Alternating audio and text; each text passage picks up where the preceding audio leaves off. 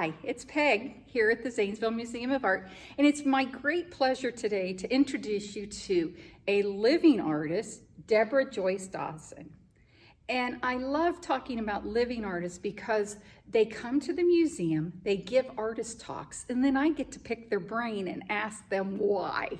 I am that obnoxious child that always wants to know the answers. So when I found out I was doing this, I contacted Debra and I specifically asked her to write up information about some of my favorite paintings in her collection. And this is one of the ones that I picked. I love this. I grew up on a farm. We had a big red barn. So I asked Debra specifically to tell me about this, and she said that she and her painting buddy Phil love to go out in the countryside, and this is actually in Ohio, love to go out in the countryside and paint. And Phil is the person that goes up to the door and asks the farmer if they can paint on their property.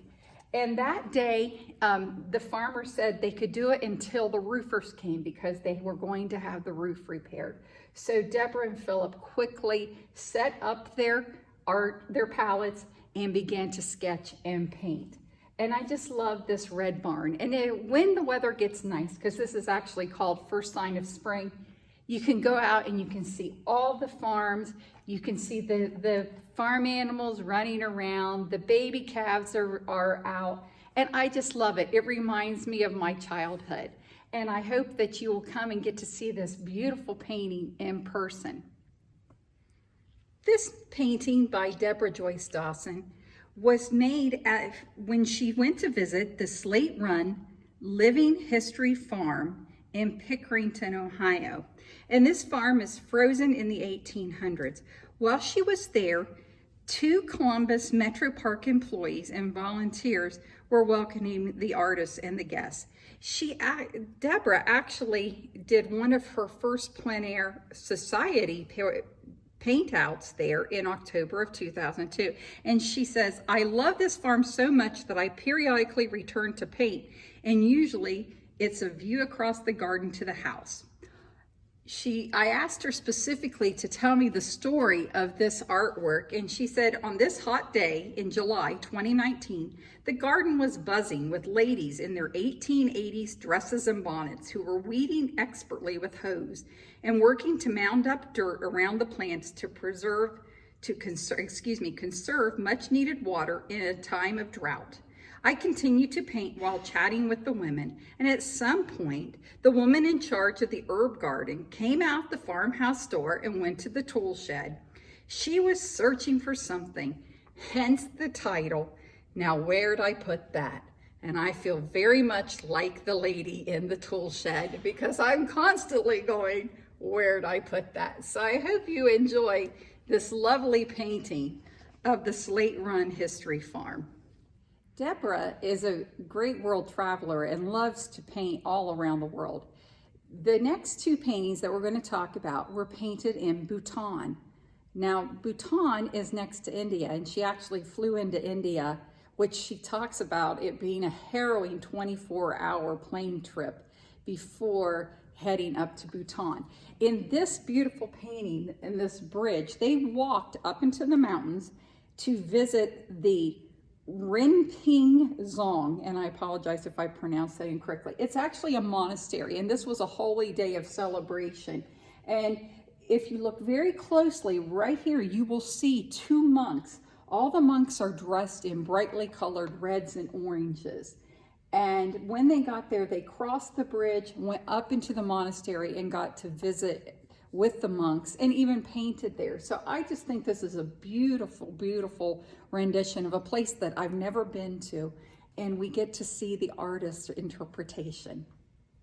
When Debra was here giving her artist talk, one of the people that she mentioned was their Sherpa that took them all up through Bhutan.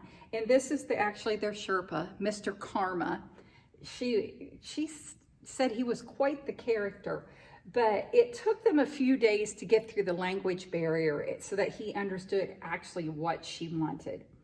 And she decided to pay tribute to Mr. Karma by adding him into this painting. And this is called Way Back from Madman's Temple. They are walking with Mr. Karma walking through the rice fields in a traditional Bhutanese costume surrounded by the flags. And this is called a stupa, and unfortunately I've forgotten what a stupa is, but I love the colorful flags and I love the facts about Mr. Karma. And you have to know that Mr. Karma, he liked to gamble, and she said he would often disappear and they'd have to find him. He was oftentimes throwing dice. And after they got home, she heard through a friend that he actually ended up in prison. So it's nice to see that Mr. Karma is immortalized in oils, and I hope you get to come and visit him. As I've said, Debra is a great traveler, and one of the places that she has been to many times is England. Her husband, who is absolutely charming, is from England, and they go home regularly to visit his family. Debra was telling us about a trip that she went on, and they went to Land's End, which, unlike the clothing company, is in the southern part of England. And they started south, and then once they got to the southernmost point, started working their way west. So you might think Cornwall is probably what you would recognize. And she said they got to this place and they just had to stop because the name of the little town was Beer. And they wanted to stop and have a beer on Beer Beach in Beer. But unfortunately, they got there and the pubs were closed, so she only got to do a quick sketch, and then they got back in the car to keep moving.